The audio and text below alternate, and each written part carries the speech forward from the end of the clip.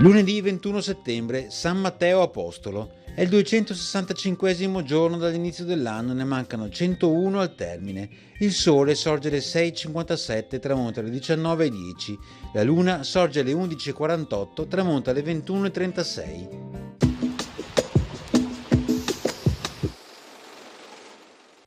Francesco da Carrara, signore di Padova, promette di radere al suolo le fortificazioni erette fuori dai suoi confini, di distruggere le saline costruite alla foce del Brenta, di pagare un'indennità di guerra di 120.000 ducati.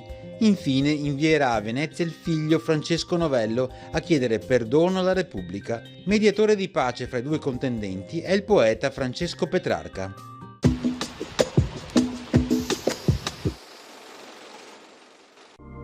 Le previsioni per domani: tempo instabile con cielo nuvoloso o molto nuvoloso, salvo parziali schiarite soprattutto a inizio giornata. Già dalla mattina aumento della probabilità di precipitazioni intermittenti da locali sparse sulla pianura occidentale a diffuse sulle altre zone, fenomeni anche a carattere di rovescio o temporale.